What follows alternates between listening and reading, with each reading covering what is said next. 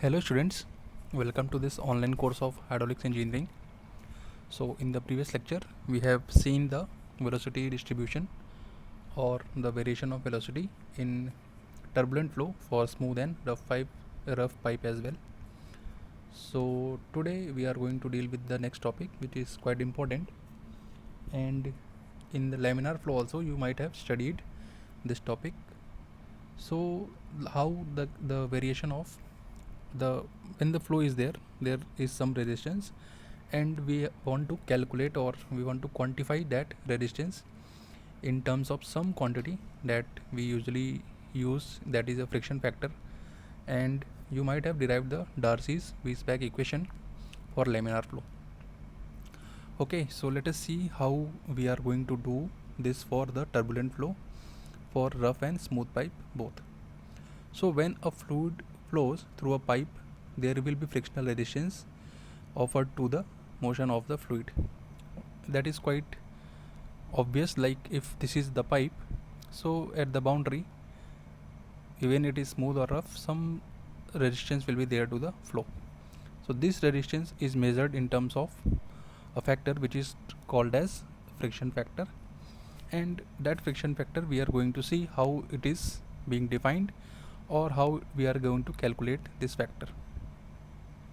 So this resistance will result in the dissipation of certain amount of energy, thereby causing a reduction of pressure intensity in the direction of flow. So gradually what it is going to do, it will reduce the pressure. So pressure is important to make the flow. So if pressure is going to reduce, so flow is going to be affected due to this resistance, and this is there in the pipe. We cannot eliminate it fully. Okay, if we are going to make it smooth, the pipe, so the cost will increase, and finally the whole economy is going to be affected. So up to only certain limit we can reduce this, but most of the cases the pipe roughness will be there and it will cause some reduction or some losses of flow. So the loss of head due to friction in pipes may be expressed by Darcy's Weisbach equation, which you have already studied, that is FLV square upon 2GD. Just go through your laminar flow notes, you will find it. You might have derived it also from where it is coming. But the loss of head due to friction in the case of flow through pipes may be correctly predicted if the friction factor F can be evaluated accurately. Okay, so this factor is very important, which we are going to study. After doing the dimension analysis, it can be shown that friction factor F depends upon the Reynolds number and a ratio of K by D. So this K and D, you all know these terms. Like for pipe flow, K is the average roughness, the height of average height of the roughness, D is the diameter, and this is Reynolds number, and these things you know. So this is the dimensional equation for the friction factor, where K is the average height of the pipe, roughness, D is the diameter, and nu is the kinematic viscosity. So the term K by D is commonly known as relative roughness. Okay.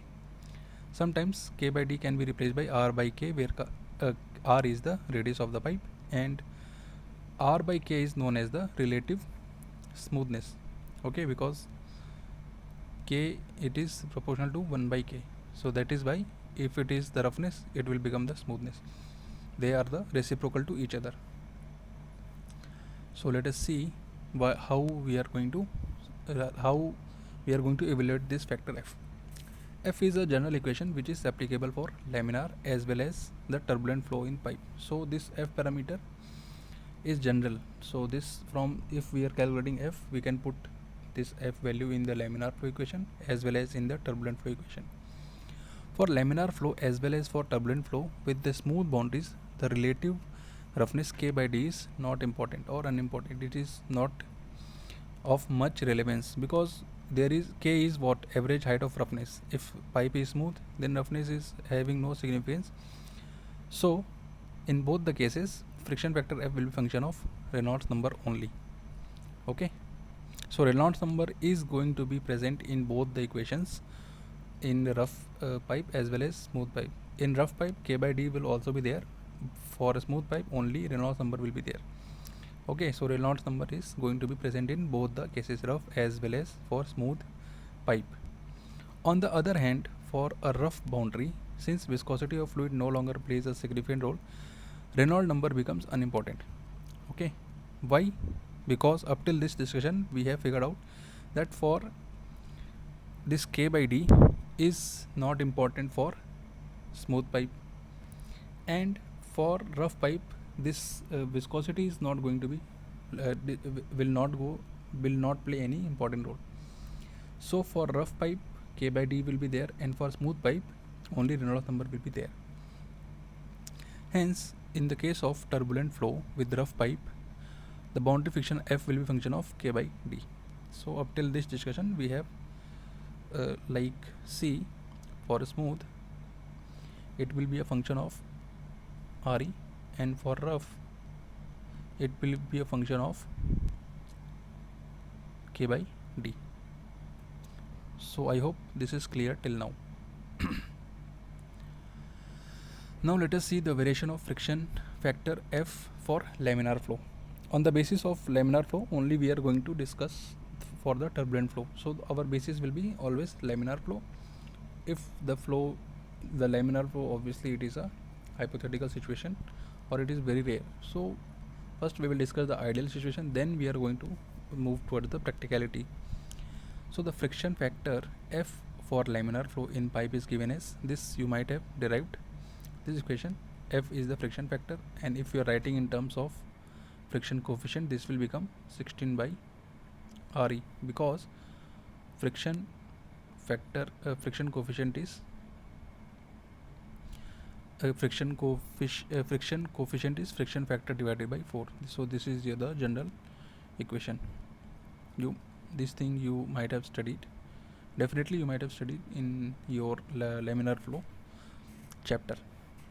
So the above equation shows that for laminar flow the friction factor F varies inversely with Reynolds number, and it is independent of relative roughness K by D. So you can see only Reynolds number is going to be there. There is no K by D terms for laminar flow. So that is quite natural. It has been verified experimentally that up to Reynolds number equal to 2000. So 2000 was the limit for laminar flow. So which is the limit for the flow to be laminar in circular pipes. The experimental points closely followed the trend. This from the equation, this equation whatever we are getting, and when you are doing the experiment you will find that they are very close to each other. Okay, the variance is close to 1. Okay, hence for the laminar flow in circular pipes the friction factor may be computed using this only. So for laminar flow this is the equation for your friction factor. So this is whatever, this is quite of revision, this you have already studied. So now we will make this base and we will move to the turbulent flow. Now the variation of friction factor for turbulent flow. So let us see, there will be two cases. First will be for smooth pipe and second will be rough pipe. So let us just try to understand how we are proceeding. First we have to study the flow. Okay, first we will idealize this flow as smooth, but in reality, first we will study about the laminar flow. Okay, so the flow is laminar, but in reality the flow is turbulent. Okay, so we want to study this, but here also there can be the actual flow is rough. Okay, so we wanted to study for in practical situation there will be turbulent flow and the pipe will be rough. Clear? So to study this, first we have idealized this as a smooth pipe. Okay, smooth pipe in laminar flow, because this is the idealized condition. Then we have changed our parameters and finally we want to achieve the practicality, whatever is happening in the practical in real situation. Okay, so in this way the theory proceeds. Clear? Any theory you just pick up and you will see like this we are moving. Okay, first we will idealize the flow or whatever is the parameter, then we will change the parameters and we will try to study the real situation. So the flow in the flow of fluid in circular pipe is turbulent if Reynolds number is greater than 4000. This we have already established. If Reynolds number is greater than 4000, the flow is going to be turbulent flow. As such, for Reynolds number more than 2000 but less than 4000, there exists a zone of transition, which is the flow is trying to become laminar, turbulent from laminar. Okay, so this is transition happening before turbulent and after laminar flow. In the transition zone, however, there exists no specific relationship between the friction factor F and Reynolds number. So as the flow itself is not like defined in transition, means what? Somewhere it will be, somewhere it can be laminar, somewhere it can be turbulent. So the flow itself is not well defined. So we cannot establish any relationship between F and Re.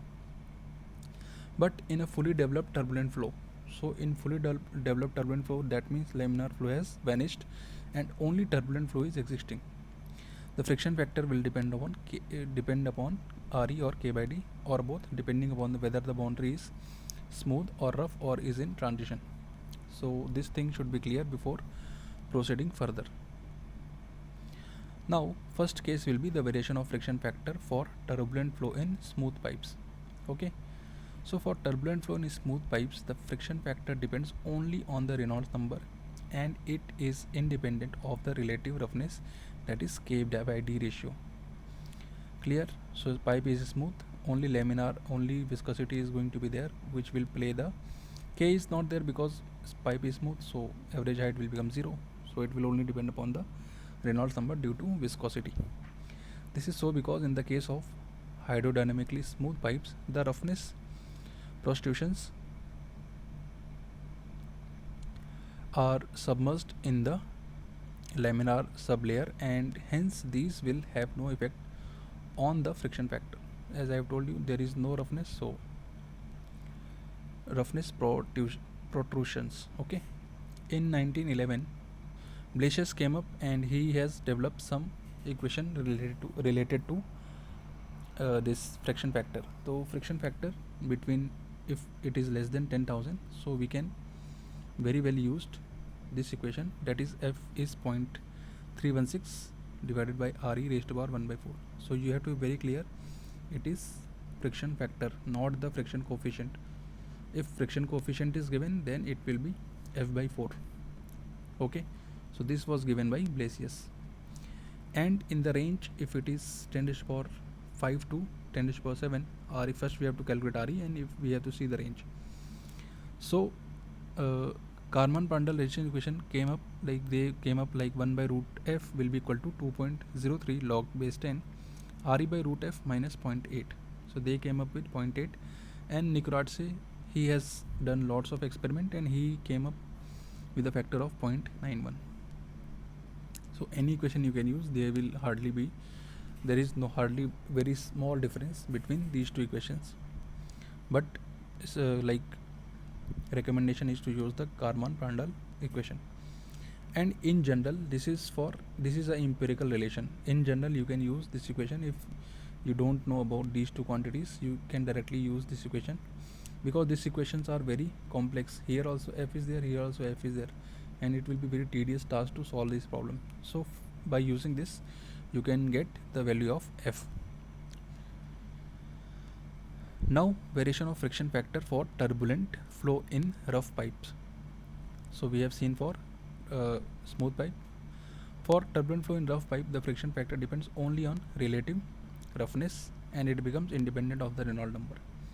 An expression for the friction factor for rough pipe may also be obtained on the same line as of smooth pipes.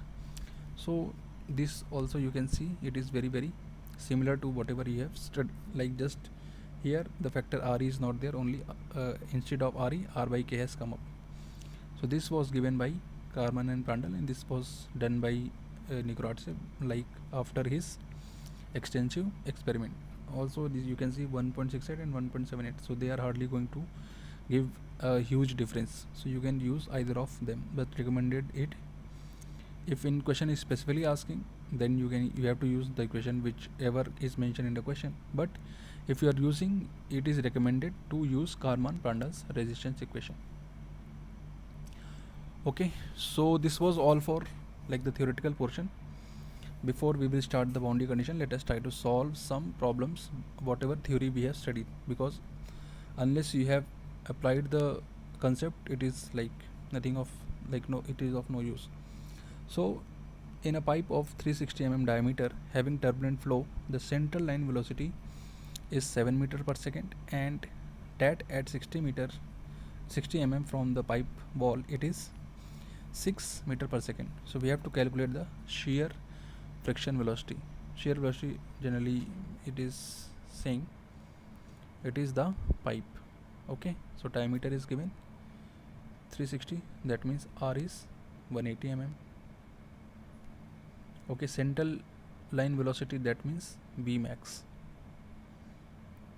Okay, so from the pipe wall somewhere here, that means it is Y, that is 60 mm, it is velocity is 6 meter per second. So diameter is given, U max is this, U is given as this. So we want to calculate V star. We are having this equation already. Okay, so directly you put the values, you will get like V is 6 minus 7 by V star 5.75 log, Y is 60, R is 180. We will get V star as 0.36 meter per second. So this is quite very simple problem, but still it can come in your examination for like 2 marks or 4 marks. So this is the basic application of the velocity equation. Next question is, a pipe of 100 mm diameter is carrying water. If the velocities at the pipe at center and 30 mm from the pipe center are how much? 2.2 meter per second and 1.5 meter per second respectively. The flow in the flow in the pipe is turbulent. Calculate the wall shear strength. So we have to calculate tau naught. Again, diameter is given as 50 mm. Center line means U max is given as 2 meter, and Y is given as 30 mm. U is 1.5. Just put all the values, you will get U star. U star is under root tau by rho. Rho is not mentioned in the question, but it is telling what it is carrying water. Okay, so water is having density of 1000 kg meter cube, and after solving this equation, square it and you will get this value as 47.524 Pascal. So in this way you just try as many problems as you can. So this is all for today. Thank you.